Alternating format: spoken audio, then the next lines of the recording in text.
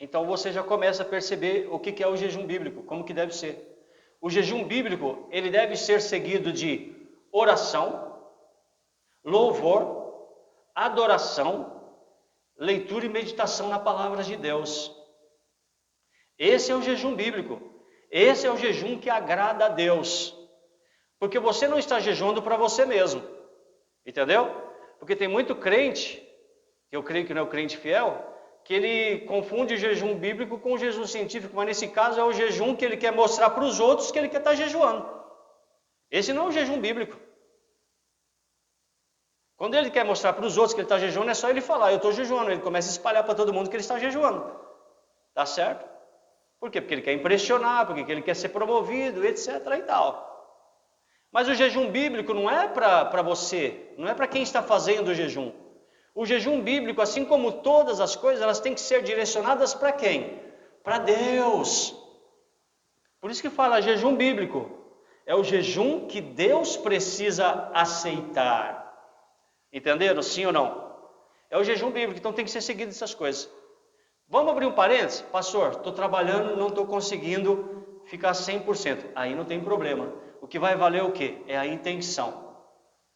A pessoa pode estar trabalhando, pode estar fazendo outras coisas, mas ela está com a intenção naquele propósito que ela fez. Entenderam sim ou não? Outra explicação. O jejum, ele, como a rainha Esther propôs aqui, deixar de comer e deixar de beber, é só esse tipo de jejum que existe? Não. Existe o tipo de jejum que a pessoa deixa só de comer, mas ela continua bebendo água ou bebendo suco. Tá? Ela está fazendo somente o jejum sólido, do alimento sólido, mas o líquido ela mantém. Ok? Então pode fazer dessa maneira também. O jejum, ele tem que ter um propósito de início e fim. Porque não pode ficar disperso. Por isso que nós marcamos aqui 4 domingos de jejum, oração e consagração, por grande livramento do Senhor. Amém? Então tem que ter um propósito. Começamos hoje, daqui a 4 domingos, vamos terminar o jejum. Certo? Tem que ter propósito. Então quando você for fazer, você faz com esse propósito também. Você faz com essa direção, em nome de Jesus. Amém? Muito bem. Dentro dessa questão do jejum sólido ou líquido, eu quero falar a respeito das condições que a pessoa tem que ter para jejuar. Então tem a sabedoria. Por exemplo, pastor, eu sou crente fiel, eu amo o Senhor, eu quero ter mais a presença de Jesus na minha vida. Só que eu tomo diversos medicamentos. Então aí você tem que tomar cuidado. Porque tem medicamentos que a pessoa não pode ficar sem comer. A pessoa tem que comer. Então tem que usar sabedoria. E também não pode ficar sem tomar remédio. Ah, estou jejuando, não vou tomar remédio. Não faça isso. Tem que ter sabedoria. Porque isso Deus não vai aceitar. Né? Então você tem que estudar a sua situação. Está tomando remédio? Você pode ficar sem comer? Não pode? Então não fique sem comer. Pode ficar sem beber? Não, então não fique sem beber. Ah, mas de qualquer maneira eu queria oferecer algum tipo de jejum para Deus. Lembra que eu falei que o jejum é abstinência? Tem pessoas, por exemplo, eu já ouvi muitos casos de muitos ministérios falar, ah, eu estou jejuando de Coca-Cola. Pode ser, pode ser. Tem pessoas, por exemplo, que não conseguem ficar sem comer chocolate. Ah, eu estou jejuando, não estou comendo chocolate durante um tempo. Pode ser. Agora, uma coisa que está fácil nos nossos dias aqui no Brasil, principalmente, jejuar de carne de boi. Essa está fácil, não está? Né? Com o preço que está a carne de boi, a gente faz jejum forçado. Né? Então, veja, a pessoa não tem outra saída. Ela pode fazer de uma coisa que ela ama fazer.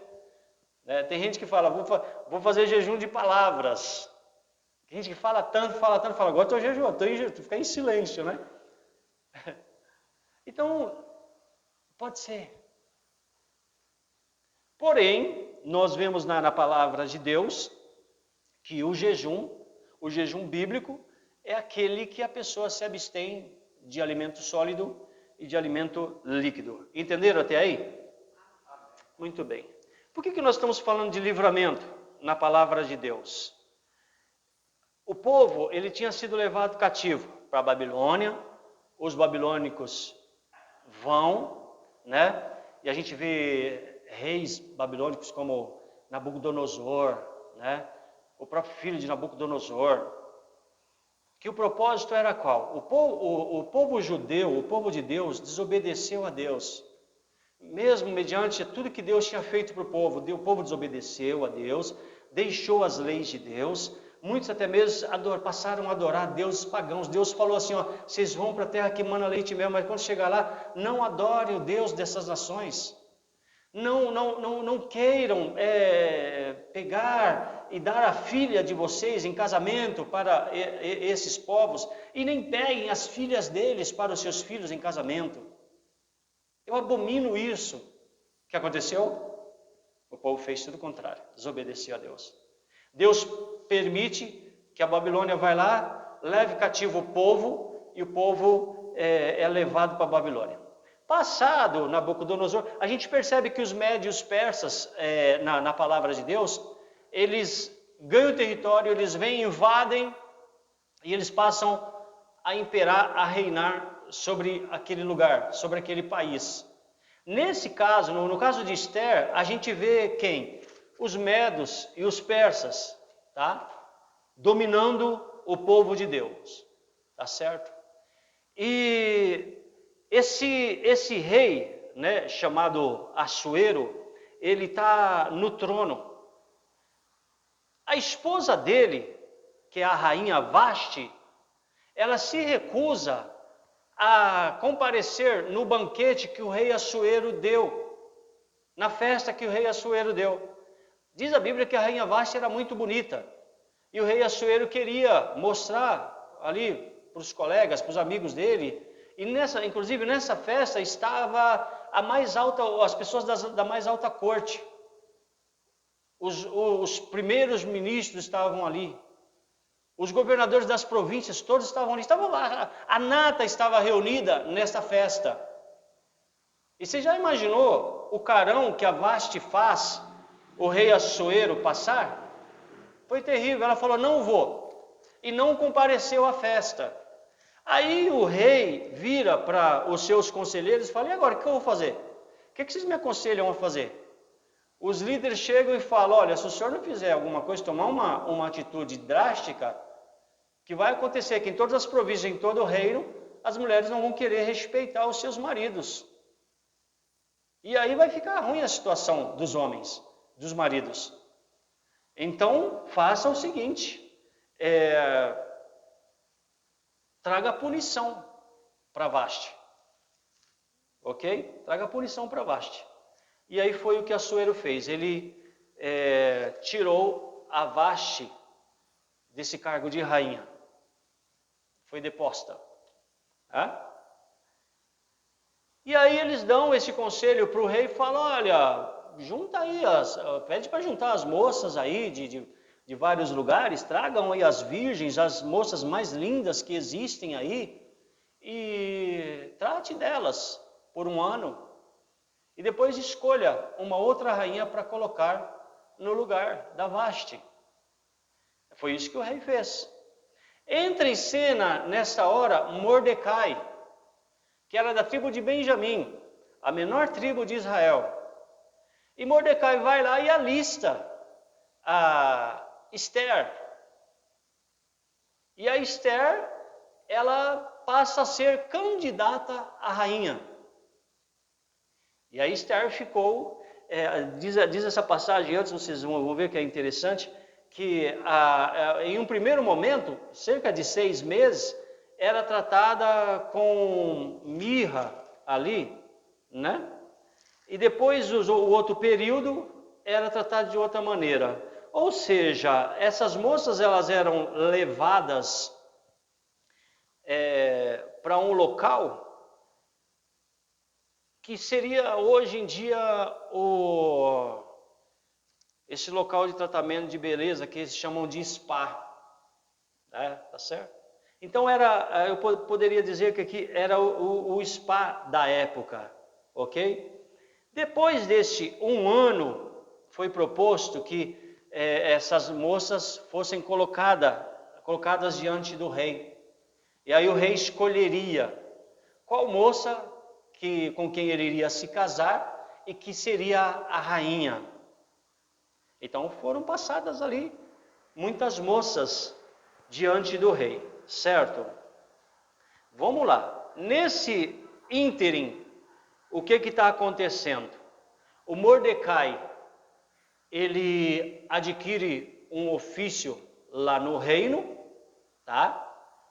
E Amã, ele é levantado como primeiro-ministro sobre os medos e os persas. O Amã recebeu do rei o quê? Um status, uma posição de que toda pessoa que visse o Amã passando, essa pessoa tinha que se prostrar. Já viram isso nos filmes? O rei passa. Então não só o rei, mas Amã também, quando passasse, as pessoas tinham que se prostrar. Só que Mordecai, ele não se curvava quando Amã passava. As pessoas viram isso e foram denunciar para o Amã.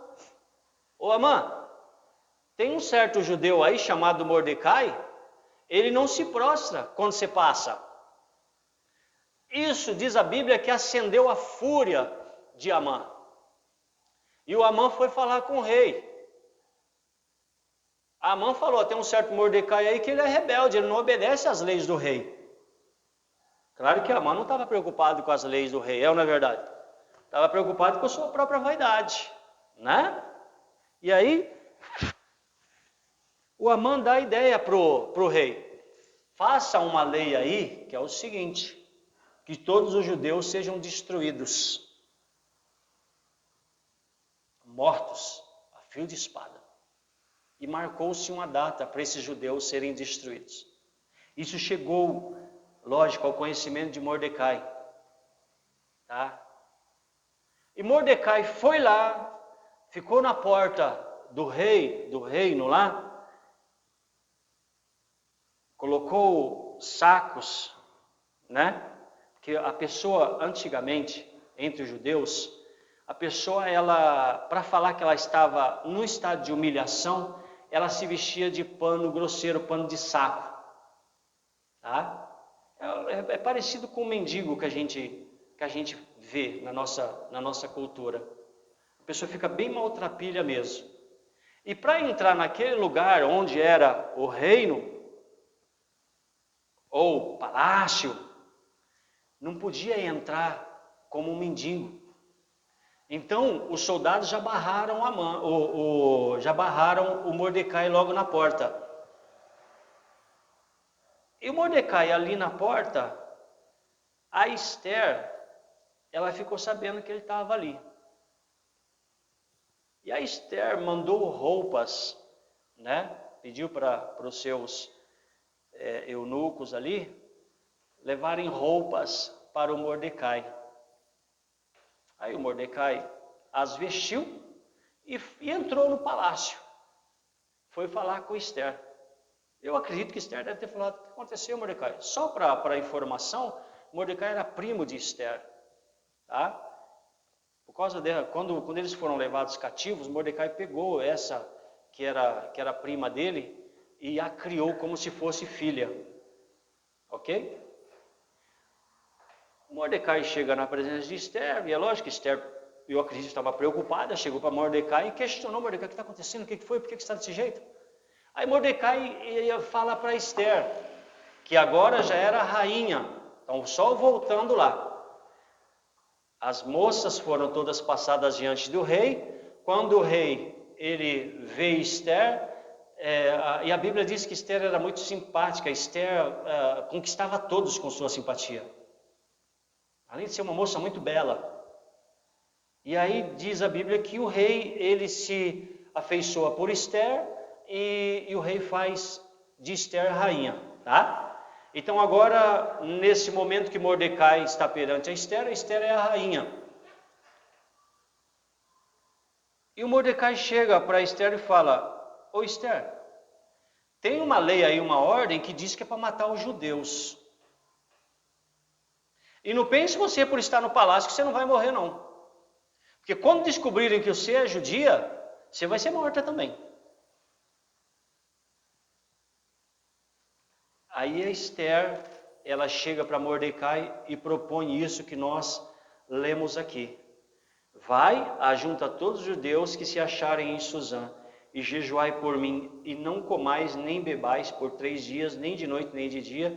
Eu e as minhas servas também jejuaremos, depois irei ter com o rei, ainda que é contra a lei, se perecer, pereci. Tinha 30 dias que Ester não chegava na presença do rei.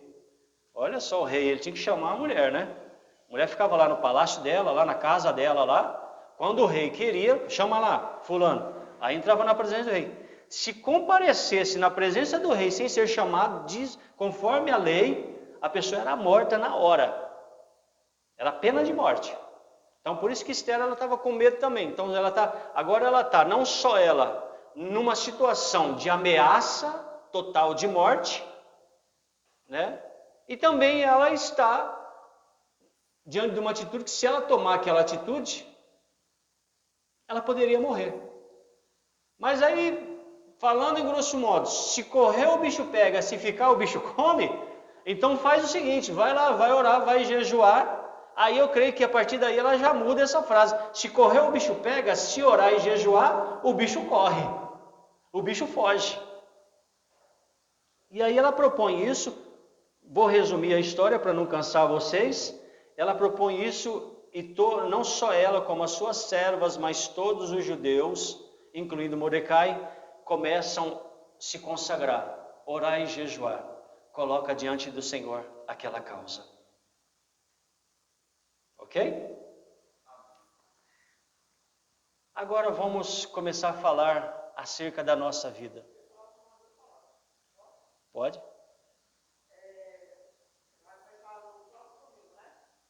Desde esse. Mesmo horário. É. Pode ser só esse período que a gente está aqui na igreja. É. Vai devagar. Vai devagar. Tá certo? Porque às vezes a pessoa não está acostumada, ela pode passar mal. Às vezes tem pessoa com problema de pressão, né?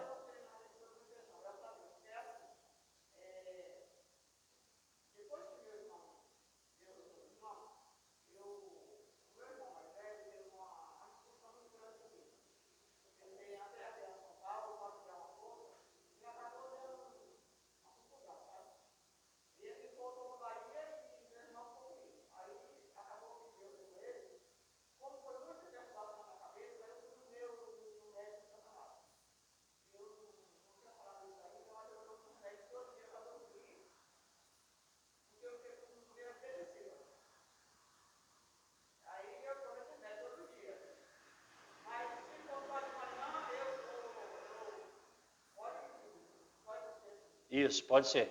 Pode ser.